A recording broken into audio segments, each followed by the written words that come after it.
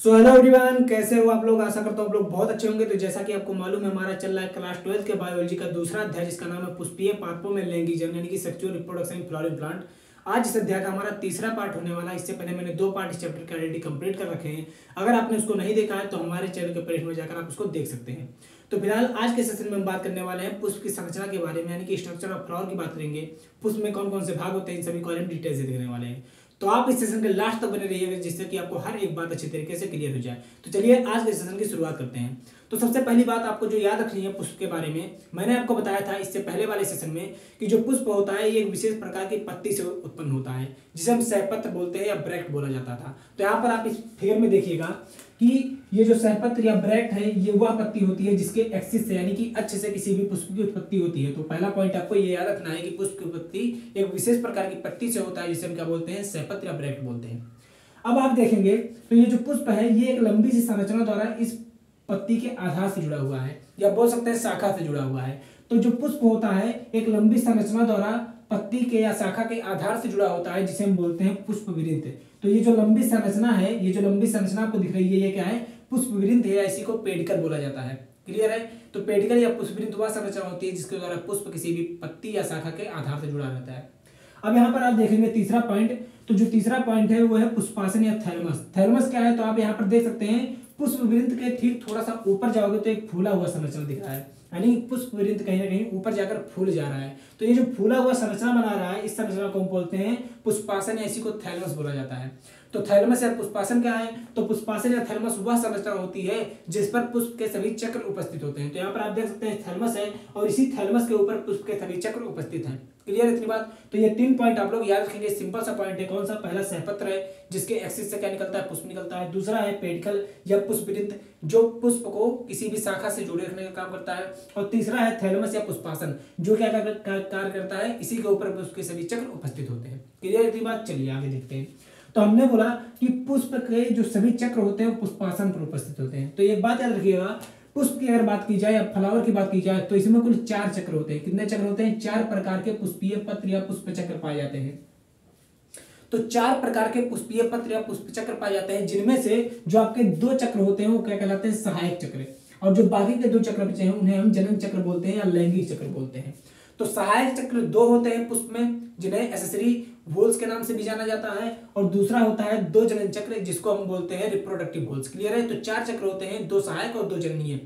अब अगर देखा जाए तो अगर मैं सहायक चक्रों की बात करूं, यानी कि एक्सेसरी चक्र की बात करूं, तो इनमें 2 प्रकार के चक्र आते हैं। पहला आता है बाह्य दलपुंज, जिसे हम कैलिक्स बोलते हैं इंग्लिश में, और दूसरा आता है दलपुंज, जिसे हम क्रोला बोलते हैं। तो कैलिक्स और क्रोला किसी भी पुष्प के क्या होते हैं, सहायक चक्र कहलाते हैं। अब सबसे पहले हम कैलिक्स और क्रोला की बात कर लेते हैं। आइए, तो आप यहाँ पर फिगर में देखिएगा कि थैलमस के सबसे ऊपर आप देख रहे होंगे, तो सबसे बाहर की तरफ जो चक्र दिख रहा है उसे हम बोलते हैं बाह्य दल।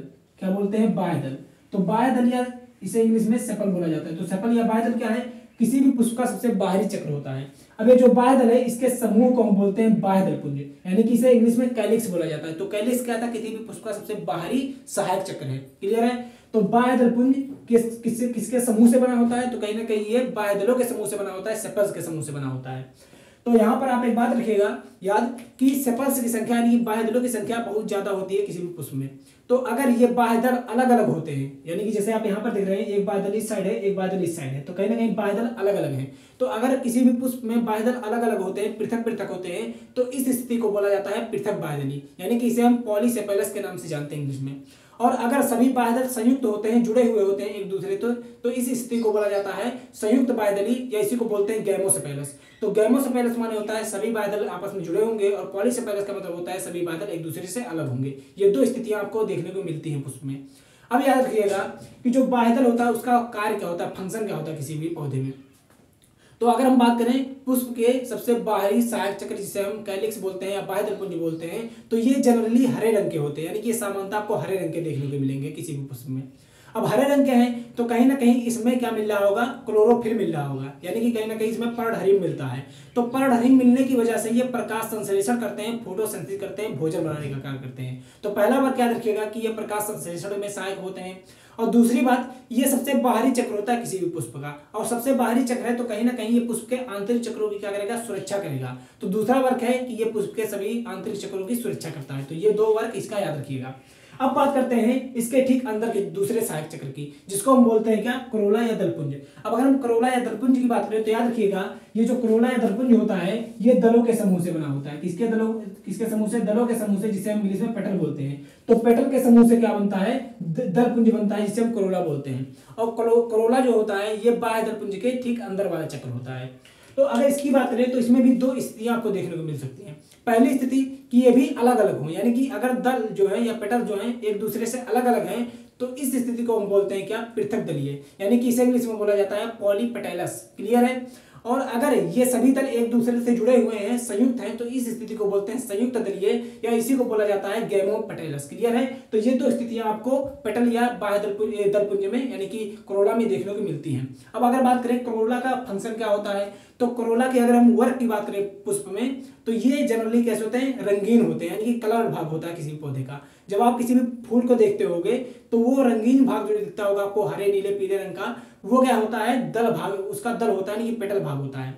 अब ये रंगीन है और इसमें कभी कभी नेक्टर्स भी मिलते हैं, यानी कि मकरंद भी देखने को मिलता है, और ये सुगंधित भी होते हैं। तो कहीं ना कहीं इतने गुण होने की वजह से ये परागण यानी कि पॉलिनेशन में अपनी सहायता, अपना योगदान देते हैं। तो पॉलिनेशन के लिए ये रिस्पॉन्सिबल होते हैं। इनका वर्क याद रखिएगा, किसका, आपके दलपुंज का, यानी कि जिसे करोला बोलते हैं। तो ये दो चक्र आपने क्लियर कर लिए हैं जो कि सहायक चक्र थे किसी भी पुष्प में। अब बचे हैं क्या, आपके दो चक्र बचे हैं जो कि जननीय चक्र या रिप्रोडक्टिव चक्र कहलाते हैं। तो दो जननीय चक्रों में से सबसे पहला आपका आता है एंड्रोसियम, जिसे पुमांग बोला जाता है, और दूसरा आता है गायनोसियम, जिसे जायांग बोला जाता है। ये दो जो चक्र हैं आपके जनन चक्र कहलाते हैं, किसी भी पुष्प में जनन के लिए रिस्पॉन्सिबल होते हैं। तो सबसे पहले हम बात करते हैं किसकी, एंड्रोसियम की, यानी कि जिसे हम पुमांग बोलते हैं।